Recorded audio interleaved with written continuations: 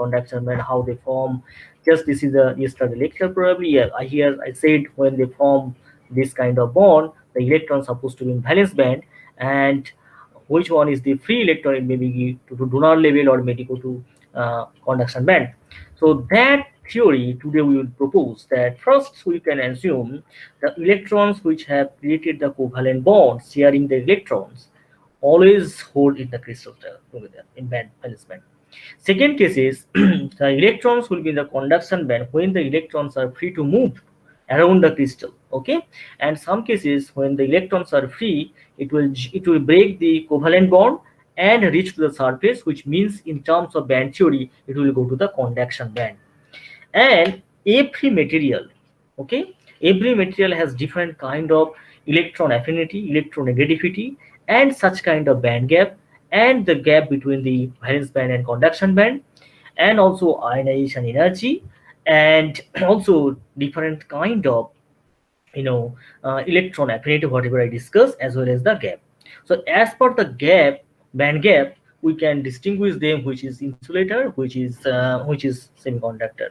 Yesterday I also discussed when the temperature is zero, at 0 degree Kelvin temperature, all kind of semiconductor behave like as an insulator, and that case is what happened, all the states in valence band are quite full and all the state in the conduction band are empty. Yes, it is true, that's why there is no free electron and behave like an insulator. But when the temperature increases, what happens, some of course some bonds, some covalent bonds will break and the electron will move from valence band to conduction band.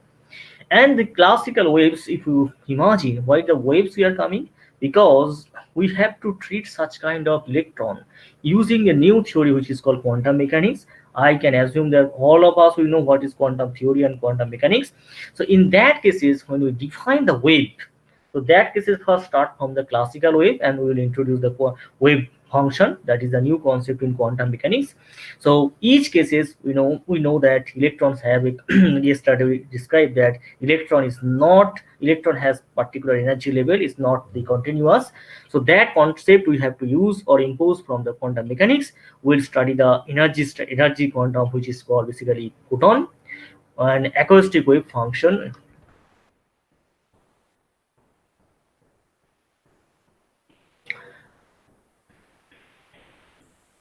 And we will study the the energy of that kind of electron, and some cases in media we will study the acoustic waves, which is phonon, especially for the material or crystals. So if we consider an electromagnetic wave, let's say just classical wave, if you learn the electromagnetic theory, so it is very interesting that electromagnetic wave, the electric field can be represented by either cosine term or sine term, which is a cos 2 pi x by lambda minus nu t. What is the a is the amplitude of the wave, and x is the position vectors of the particle, and lambda is the wavelength associated with that electromagnetic wave. And some cases we define the k is called the wave number or wave vector in terms of vector. It is called k equal to basically 2 pi by lambda. So if in make it short form, the electromagnetic wave can be written by a cos kx minus omega t. Very fine. Some cases instead of writing omega, which is the frequency, which is called angular frequency, nu is the your just linear frequency. So in terms of, if we write down the Planck's notations in terms of energy, E by h cross, okay, h cross is called a reduced Planck constant, will come, we can write it down that this is the electromagnetic wave equations. But how to deal with the is this such kind of classical particle, which would be the one concept for the matter wave. Okay, so very clear that when we have a wave in matter, we generally write down this is in terms of psi is the wave function, in terms of which is a function of position and time, and equal to which is this a sine of the same part which we have discussed for classical particle.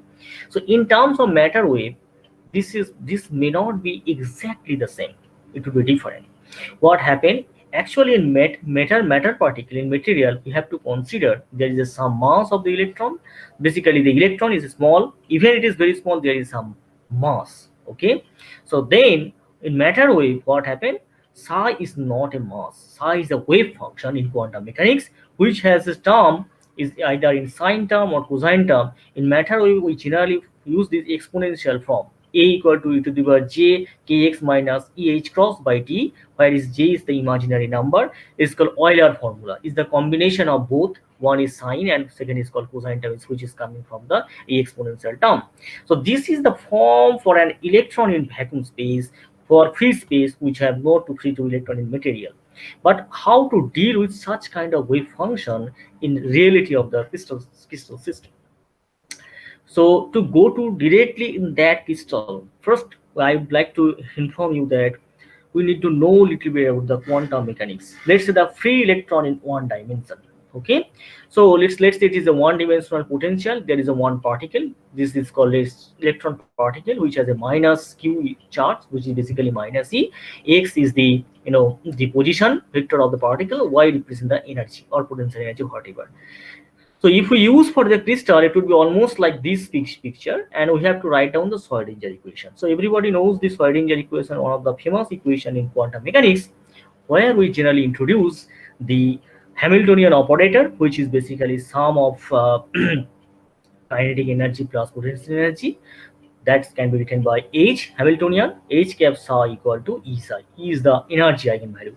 So using the time independent part of the Schrodinger equation, we can write down this equation like this: minus H cut square by 2m d2 psi dx square, which is represented by the which is called kinetic energy terms, which psi x is the associated wave function with the electron, and Ep is the potential energy equal to E psi.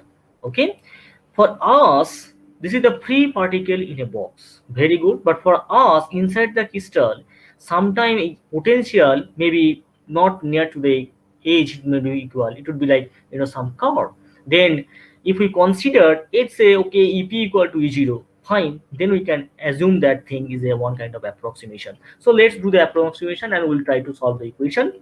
So if we try to write down the Schrodinger equation in this way, little bit, if we do algebraic step, d2 psi dx square, if we multiply this 2m0 by h equals minus sign, so what will happen, that this term will come to here, and 2m0 by h square e minus e0 psi x equal to 0.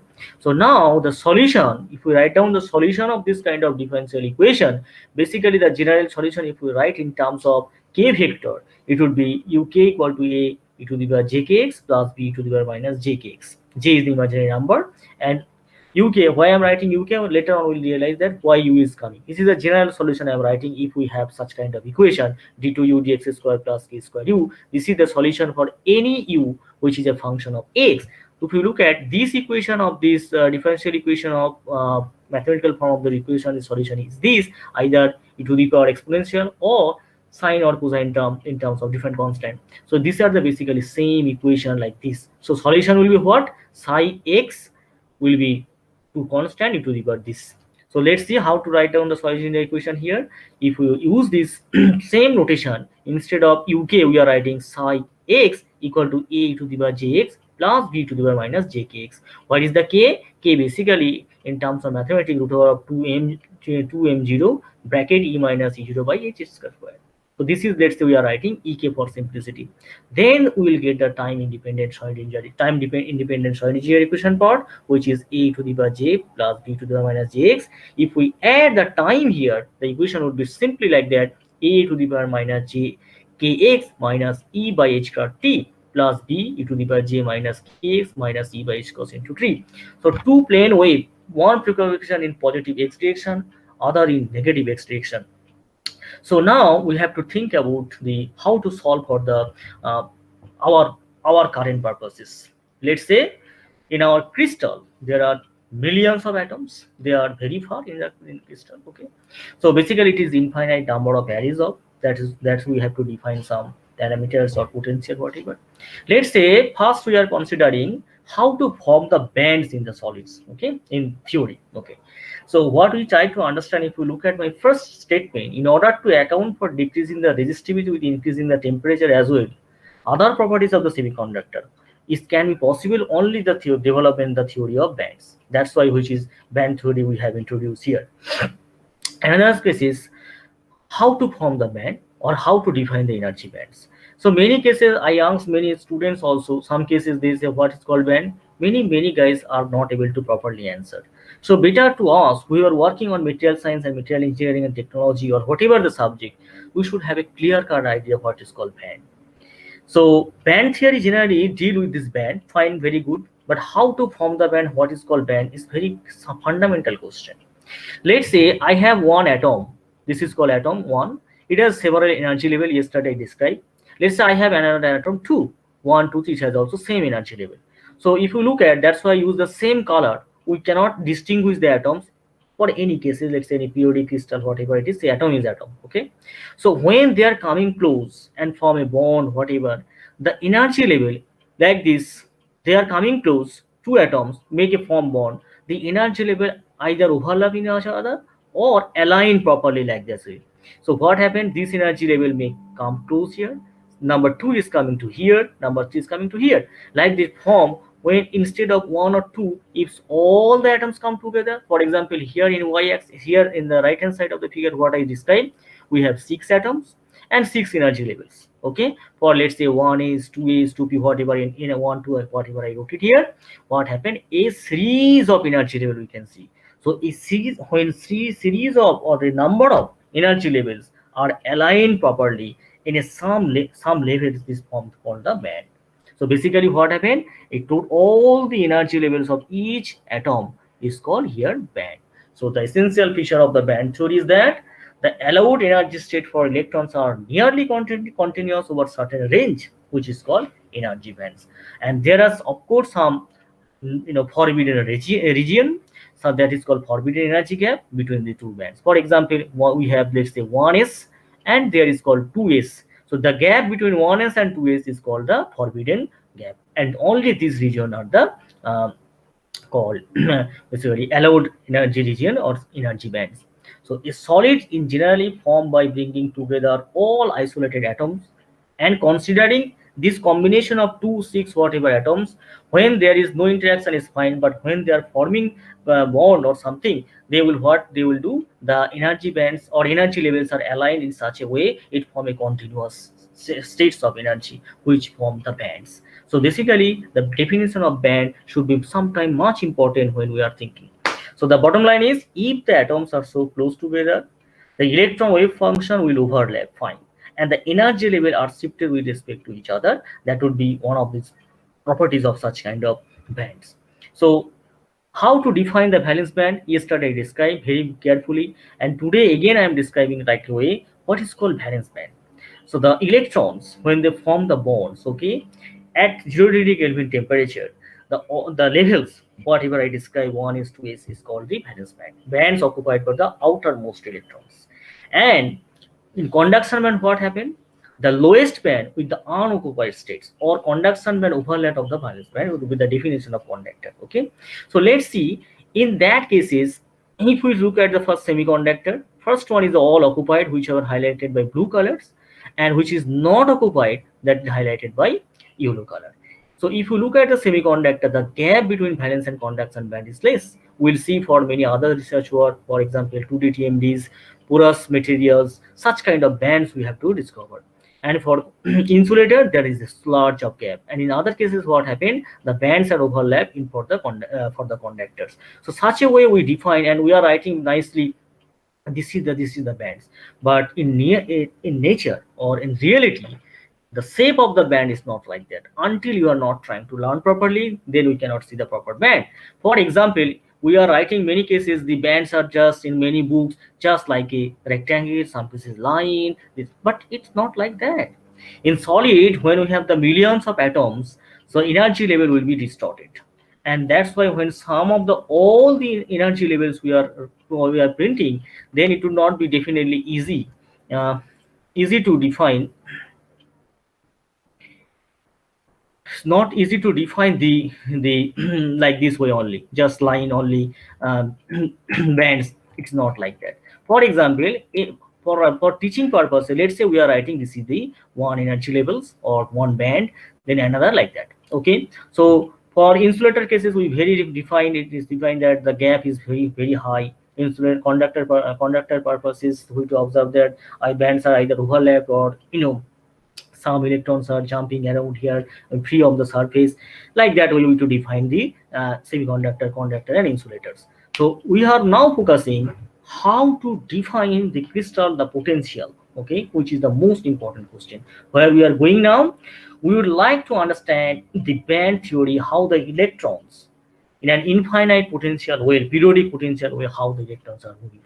So if we consider that the atoms, or especially in the semiconductor or whatever it is, let's say the potential well, can we define such a way that it has a periodic potential? Okay, very good. How to define the periodicity? I yesterday described that if the potential is repeating after certain distance, let's say this is called periodicity, so the peak is coming after the a. This is what is a basically the lattice constant. Okay, let's say first we would like to consider a semiconductor crystal.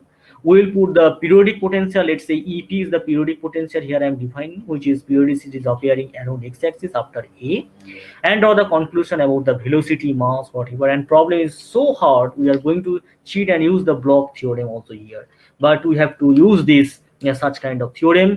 And if we apply the Schrodinger equation exactly, if we look at tactically for using single well potential equation, potential energy well equation, d2 psi dx square 2 m0 h square, what is m0 is the effective, sorry, the electron mass of the electron, e minus ep is the potential, which is a function of x, because you can see that the potential is varying. Okay, and psi is equal to 0, which is the time independent Schrodinger equation in terms of, in terms of with the potential well of the periodic potential of the crystal. So then it is not easy to immediately solve this kind of Schrodinger equation. Then in 1931, almost 90 years back, Crony and Penny proposed a model system. And using that model system, what happened? We tried to understand, and this is the till now the famous and most actually popular and technologically efficient model system to understand the such kind of uh, effective potential and the band theory. So effective way to understand the energy gap, especially in semiconductor, which is model the interaction between the electrons and the lattice of the atom. This is my first point. Second point is this Koenig and Penny developed a nice model, one-dimensional potential model of the electron lattice in 1931 that I described. Koenig and Penny, when they developed this kind of band theory or this potential well, whatever the model system, they assumed that electron experience an infinite one-dimensional array of finite potential wells. What happened? What this means? If you look at x and minus x into one dimension, and potential is repeating everywhere after a plus b periodicity, and about is going to be up to infinity in positive x direction, and of course minus x in the direction. And the potential well, we can define this way: the well depth is roughly, let's say, v0, and is a constant for each and every cases. So the highest value of the potential energy, let's say v0. So what happened? Each potential or well models attraction to an atom in the lattice. So the size of the well must correspond to thoroughly to the lattice spacing. Okay. So now we can imagine how to apply this Schrodinger equation. So apply this potential to the Schrodinger equation should be very important. Then solution of the solutional type is not easily tractable, whatever we have done. So Koenig and Penny introduced simpler model just for the solving the Schrodinger equation. And from just solving the Schrodinger equation, Koenig and Penny developed this band theory of solids or crystals like that. The concept of the, what will concept we'll use here? If the electrons jump here, the energy level is discrete, is not continuous. In that some particular region of energy levels, the electrons will occupy. Other cases it may not occupy. Then we can get the concept of the band gap, which can be explained by only using this kind of model system. So you can understand how much it is powerful for the connected model system. So what connectively started this mathematics? If you may feel little bit bored that why we should do many mathematics, but we have to learn mathematics. Without mathematics and mathematical tool, we cannot explain any kind of either experiment, theory, whatever it is. So let's come to the solution of the Schrodinger equations. Since the electrons definitely are free, there is energy are less than the height of v0, of course. So each of the potential will, then we can imagine the electron is essentially free particularly let's say a 0 to a region, but in that region electron is not free. So write down the Schrodinger equation, which is basically d2 psi dx square plus 8 pi square m h square minus e minus v psi equal to 0. Then one concept is coming very good. The potential is periodic. Excellent. How the periodicity is coming? Vx equal to Vx plus A. For the region 1 and 2, let's see Vx in that region 0 to A, what happened? The potential is 0. Or 0 to minus B or minus B to 0 or in other direction, the potential has a value V0. Okay. So if the potential is periodic, what about the wave function? The biggest question. Who will solve that? In that cases, first Bloch gave one theorem. What is called Bloch theorem, which is a very famous theorem. Probably any guys knows what is Bloch theorem. Bloch theorem states that if the potential is periodic in such a way like this, Vx equal to Vx plus A, or some periodicity of course is there, b minus b to a to a plus b, then the wave function will be modulating by a factor which is ukx, and this modulating factor also be which have the same periodicity like a potential. So where uk is the periodic with the periodicity of a crystalline, or ukx should be equal to q ukx plus a. And if we have the n number of potential well, the final equation should be psi x plus na equal to psi x e to the power I k na. N is the number of potential well, how many we are considering in this kind of equation. So after getting this Bloch's theorem, we got both the idea. From conic penny model system, we understand that potential is periodic, and from Bloch theorem we understand that the wave function is also periodic but modulating by a modulating factor which is called ukx plus a or uk, and the wave function is coming to the power ikx. If there is number of n well, n potential well or potential depth, we should write e to the power ikna. This is referred to as a Bloch theorem. Using that theorem, then they started to solve the Schrodinger equation, which is psi e to the power ikx plus b to the power minus ikx, where k is basically in terms of quantum mechanics, we say this is called wave number, which is k squared equal to 2me by h square, where the potential is 0. Where is the potential is not 0, then the equation will be kappa like that. So in that cases, when we solve the Schrodinger equation, we are writing instead of k kappa, k squared equal to 2m v0 minus e by h square, because potential depth of the potential is higher than the free energy of electron. So what happened if we solve this Schrodinger equation and go to several steps in mathematics? What we observe? We will observe very nice equation psi a equal to c to the power kappa x plus d to the power minus kappa x, and it is the oscillatory in nature. And when we finally do some mathematics, we will observe this equation kappa square b 2k sine ka plus cos k equal to cos kappa k. So this is one of the famous equation which represent the bands equations. If we plot this band, if you look at a cos kappa or cos k, what about the maximum value? Either plus 1 or minimum value will be minus 1. So cos k either maximum have plus value and minus value. So if we plot the left and right, so right side of course the like this, and if we plot this whole thing, what will happen? It is like a trace, okay. So this is basically the curve of kappa square b2k sine k plus cos k. This is the left side, and cos k value can be written maximum plus 1 to minus 1. So plotting these cases, you will see particularly is this region where this curve is crossing. This is called basically forbidden. But if you look at in this region here to here, it's not forbidden. In that case is what happened? Cos k value cannot exceed plus 1. In that case is what happened? Cos k minimum value cannot cross minus 1. So what happened is this shaded region, what we observe in the shaded restricted area, here the electron cannot stay. Electron can stay only this to this region. This is the first conic penny model proposed band theory, and we got the idea of forbidden region, which is consistent with the quantum mechanics. And observation is that energy value of this kind of electron in such kind of potential well is not continuous, basically discontinuous or discrete. So the left hand side, of course, we can observe that in the curve, in the equation, of course, plus minus 1, which is giving the concept of the forbidden region of this kind of left hand side curve. So then what the conclusion they did, that the motion of the electron in a periodic lattice, which is characterized by the bands of allowed energy, bands separated by forbidden region, correct?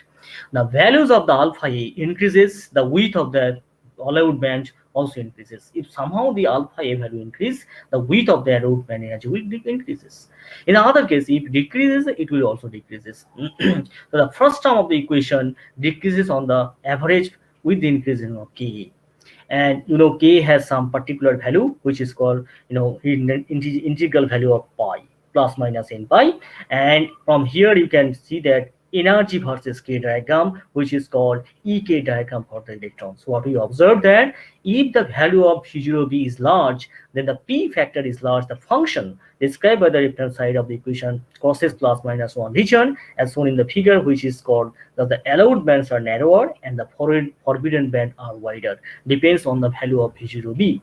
And this curve sometimes we say is called energy K diagram. And basically when we are plotting band in our research, of course it is energy versus K diagram. K is called either symmetric point or wave vector. So basically what is the summary here? So if we now plot 0 to pi, let's say 0 to pi, only this region is allowed, we are writing like this. Then pi to 2 pi, only this portion is allowed, this portion is allowed, this portion is not allowed, which is written by this not allowed here. Okay. Then similarly when we are plotting like this way, it looks like this. So if we plot plus K minus K, so it would be like this, like this, like this. And some region where I rotate by red, this is called basically our forbidden gap, and this is the allowed region. So this is called, this is this region minus pi a to plus pi a, this region called first billowing zone. Then second case is coming 2 pi a, it is called second billowing zone. Then similarly third, fourth billowing zone is coming. And this curve generally we say Ek diagram. Where is E? E is the energy of the electron, which is written by h squared k squared 8 pi squared by m. So what happened? The velocity of electron for the above values of k are 0 when the value k and the corresponding E. So if you look at the kinetic energy at that temperature T equal to 0, that time there is, all the electrons will be on the valence band, there is no free electrons. So the standing waves of a periodic variation in amplitude, hence the electron probability density in the crystal we will get. The concept will come, probability of the finding the electron in that particular region would be that is called density of states. Okay, so some cases is very much important when we are finding out the number of states, number of allowed region. That cases the density of state very much important. Some cases you will see there are many bands but there is no electrons, which is very much important to explain some modern 2D materials, modern nanomaterial, modern nanotube material, one-dimensional material. We have to find out the states. So basically from here we started our research work. We will see from near future we have to develop many equation, many things. Finally we can and estimate the mechanical properties as well as electronic properties. So what we observe from there are many questions will come from here, how to define the location and energy gap very fine. And also one concept will come is called effective mass of the electron using this kind of model. So what happens if we write down the Ek diagram? When K is increasing at certain point, it is increasing energy. At certain point is going to saturate, and suddenly here it is just try to cut it. So here we have to define when the kinetic energy of the electron increasing, decreasing the velocity of the electron. That means the mass of the electron somehow is going to change. Okay, that mass in terms of mathematics using conic model, we define m star equal to h square by 4 pi square 1 by d2e dk square with second derivative of this energy value. So what will happen? We will define this is called the effective mass of the electron. Okay, so the effective mass of the electron in a solid could be different from the, of course, the rest mass. the rest mass which is defined by Einstein. The effective mass can be larger or smaller than the rest mass, depend. I found some cases what happened, effective mass is going to be less than the rest mass. That case is what happened, the mobility can be influenced. Okay, when mobility can increase in such cases, we can find out that. So if we plot this EK diagram, of course we can get band 1, band 2, like that we can get many bands. And if we plot the velocity shape will be like this. If we plot this a part, it will be like that, and effective mass would be like this. At some point we'll see, at some point, let's say minus pi to 0 at some point here, or plus pi a to 0, the effective mass of the electron is going to be infinity. So for the concept of the group velocity and the effective mass can be deduced such kind of definitions, and it is related to the energy K diagram, also close to the band age, whatever it is. So basically using that theory, we generally study the material properties. This is the one of the way. Sometimes we define the effective gap. Some cases when indirect band etc. With indirect band gap come, such cases the effective gap will be very important. Let's say we have some effective. What is the definition of the effective gap in the forbidden region, whatever it is? Let's say you have plotted one EK diagram minus pi a to 0 like this.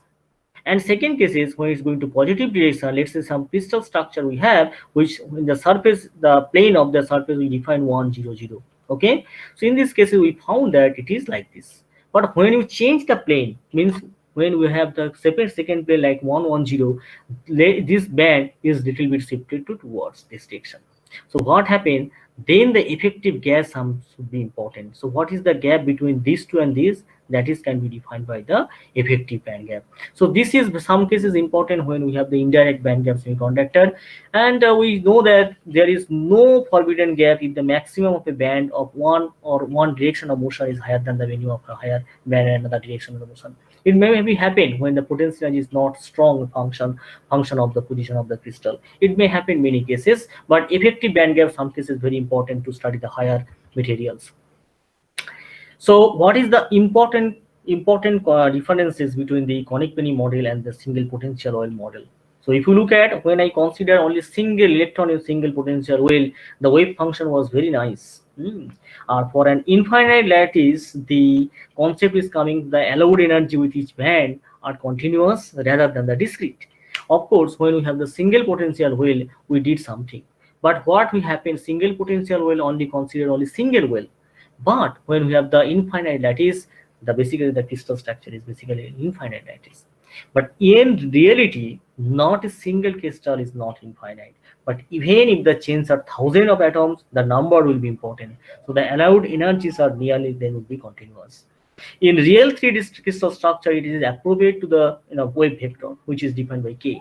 The allowed changes of K constitute what are referred to solid theory, which is called billowing zone, whatever I describe here. Few slide back, first billowing zone, second billowing zone, minus pi to plus pi is called first billowing zone. Like that way, what we define here, the allowed ranges for K constitute the what are referred in solid state theory, which is called billowing zone. Okay, in the real crystal, the potential function is more complicated than conic penny model. It is correct. So in reality, what I tried to mention few slides back, maybe potential is may not be not like that. But in other cases, if you look at when we have considered, we potentially very simple, like very simple well, which is potential. This is the basic difference of that model. Yes, the potential, whatever we define real crystal, is the most complicated and whatever we consider. And the energy gap, whatever we are looking for, some cases may not be the equal whatever you observe in the experiment. Okay, and the size sometimes may change the introduction of the impurity also. If we add the impurity, what happens? The crystal lattice will be affected because the bond length that is constant, everything will be affected when the impurity will be there. In that case, is what happens? Whatever the band gap you have observed may not be whatever you are expecting from the conic penny model theory. So, but although these facts are these are the demerit or limitation of the method of conic penny models, but there are still challenging stocks for define this model. This is the best one till now. There are many model system, free energy model, whatever we have, free electron model. Only this conic penny model till today is the best model to describe the band structure or band theory of materials, semiconductor, whatever. But although these facts, of course, concerning the energy gaps, whatever band gap you are expecting from the theory, are of paramount importance in understanding the electronic behavior in semiconductors. Hmm. But the velocity of the electron for the above values for key are maybe zero. If you look at the key value equal to zero, that case is the velocity should be zero. This is fine. All this kind of description, all the solid state and forbidden, and this value for the corresponding V value are forbidden in the solid, and the potential energy of the electron become a function of its position, and whatever we can observe, which is correct using this kind of conic penny model. But at some point we can observe that it may not consistent whatever we have expected from the experiment. Let's say some experimental is observed that from XPS data or XFS data or PS vector, they observe the band gap, let's say 1.78 second 8 EV. But using this conic penny model, someone got 1.5 electron. So the difference is 0.28 electron volt, which is not a small amount. But till now we don't have such kind of good theory to reach there. But most of the cases, when we will apply the quantum theory, when we will apply this kind of many approximation, till now we are able to explain many of the experimental observation using that kind of theory and that kind of density of states, whatever the definition I gave. So what happened in using this kind of theory, conic penny model, we have we have reached to the origin of the energy bands and band formation in the solids. So if you look at, I already described that for isolated atoms, there are many electrons, they are tightly bound, whatever it is, have discrete energy level. When they are coming together to identical atoms, the energy levels are aligned to each other, and considering this in number of atoms in the solids, and there are in number of free electrons, we can get the concept of the allowed region, which is defined by the valence band or conduction band, whatever. And some forbidden gap means where is the no electron. So what kind of concept is coming from this energy band theory, that valence band and conduction band, which are very important. And of course they are not like a rectangle structure, different bands have different shape, that is depends on the many properties of the material, or solid or condensed, whatever it is. And when we have the same kind of theory may be applicable, not using the periodic, because it is periodic. If you have a non-periodic system or finite system, for example some molecule, a band's name should be changed into homolog, highest molecular orbitals, because in that cases only when you have the molecule, the atomic orbital is important, and when we have this kind of solid, the important parameter is this band. So the bands which is correspond to the most outer orbit, which is called most outer orbit, okay, which is basically conduction band, and the next inner band is called the valence band. The gap between these two will be the allowed, which is called orbital energy gap, which is defined as a band gap in electronics theory.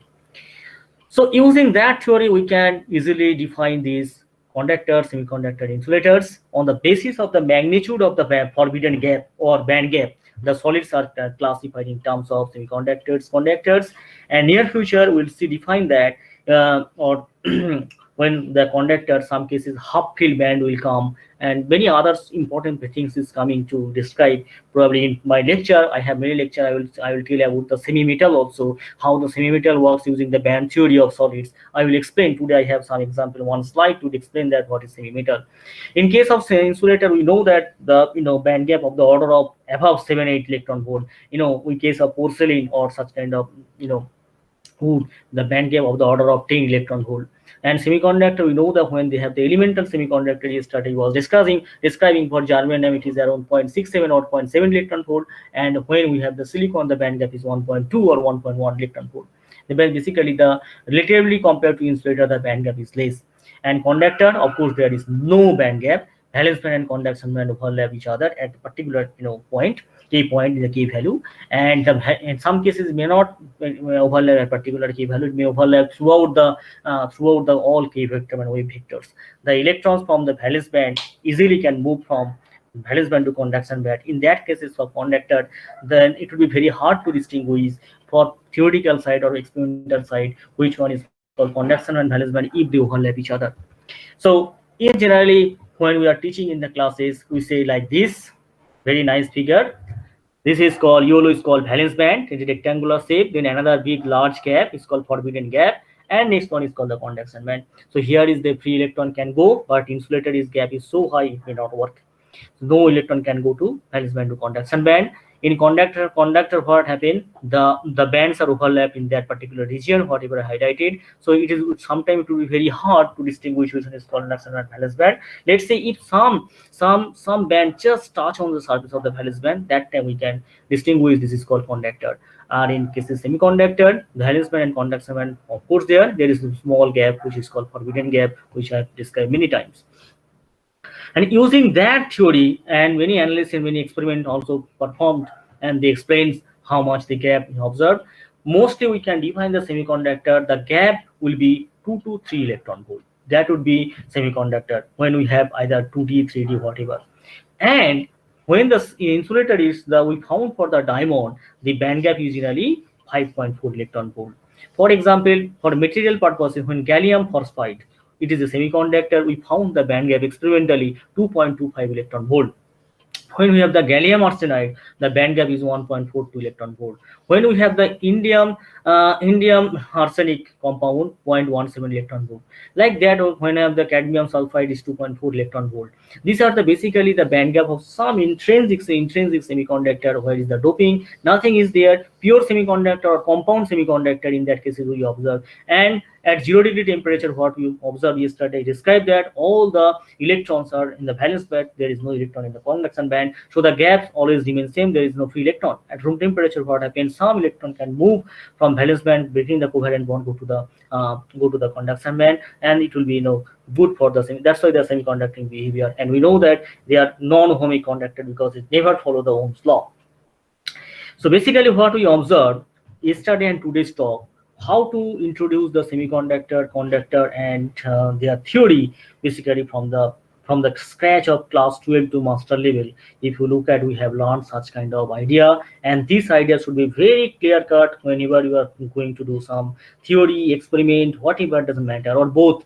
So you should have clear cut idea how the band theory works for this band structure. This would be the first property of the material properties. Okay, even in some cases for battery design or electronic purposes, semi electrochemistry purposes, battery development, perovskite, material design, novel technology design, in purpose civil engineering purposes, some cases this kind of theory is required. You know why?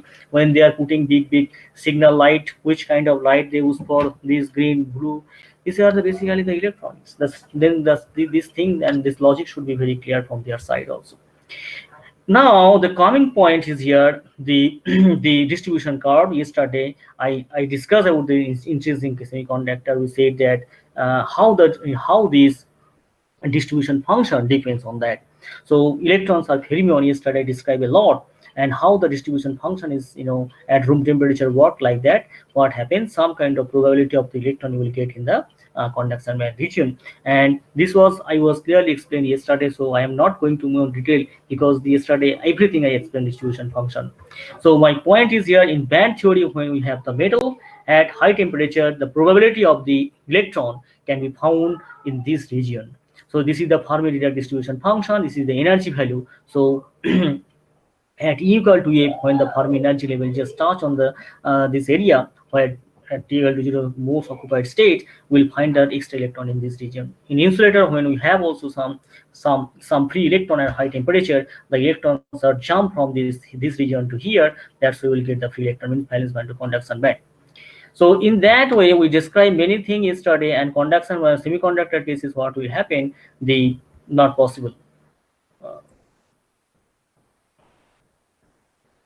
okay.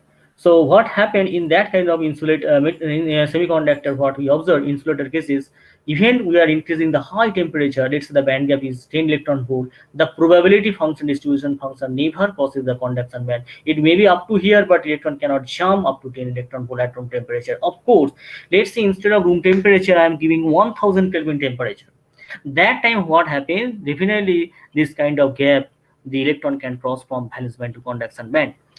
So the concept of Fermi level is midway between the valence band and conduction band, when we have the room temperature T equal to 0 and there is no impurity, and the valence band is totally filled and conduction is totally empty.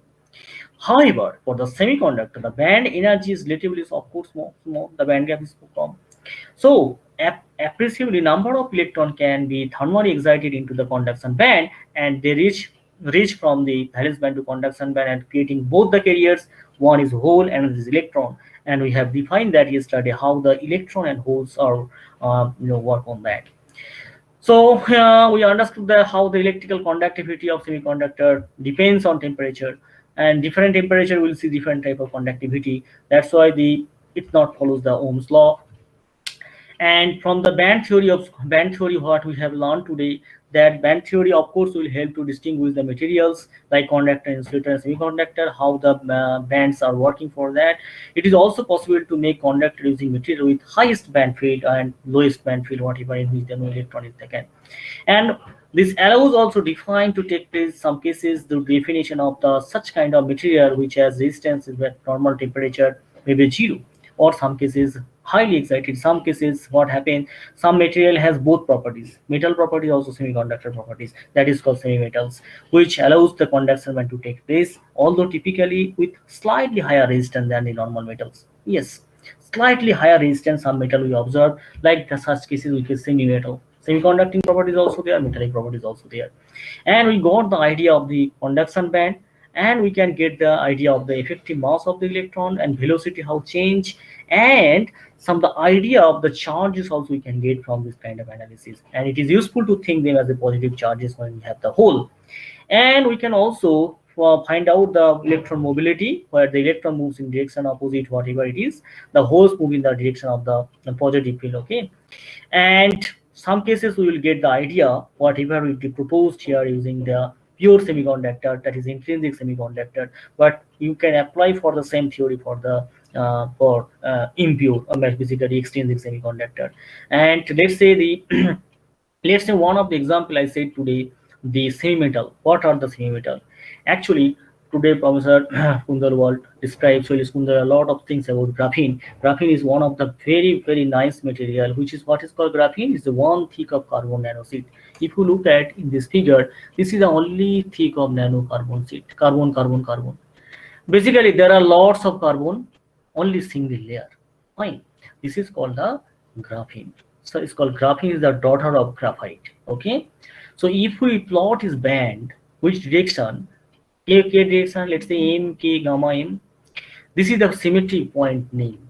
And it has a high symmetry, it is called P6 MMM, which is hexagonal symmetry. Okay. And you have to understand here, it is a 2D layer symmetry, not 3D symmetry. And one of the important property we observe that one of the conduction band and one of the valence band, just they are touching at the Fermi level, which I have indicated by dotted line. And if we draw in 3D, it looks like a cone, like that I plotted, it is a cone. Okay, what happened? The band gap of such kind of graphene exactly at whatever temperature what is zero. And if you look at the total density of state should be also zero, because the band gap is zero and there is no occupied electron. In that case is what happened, if we draw a cone using this 3D curve, we'll see a cone, and this is called Dirac cone. Okay, so graphene shows symmetric behavior, both the properties we have, and slightly higher resistance than pure metal. And Dirac cone exists. What is called Dirac cone? Dirac cone in especially material science or material physics and other physics also, which represent the linear energy dispersion at the Fermi level. Linear energy dispersion, which which gives graphene massless fermion. At these cases, when the electron is around here, the effective mass of the electron is zero. What happens? The electron can freely jump from the valence band to conduction band, which leads various important properties in science, for example, quantum Hall effects, ultra high carrier mobility, and many other novel phenomena and properties. Okay, basically Dirac cone are the surfaces that describe the unusual electronic properties of material like graphene and topological insulator. So that is this kind of description. Without band theory of solid, no one can explain it. So I think I have to acknowledge of all my students and my collaborator and my professors all are here there, but because of the size I didn't picture my student. I think near future slide I will definitely show our student. Srishnath is there, Nilima is there, Akash is there, Vikas is there, and also others many students we have. Ayush is there, Shai is there, Joy,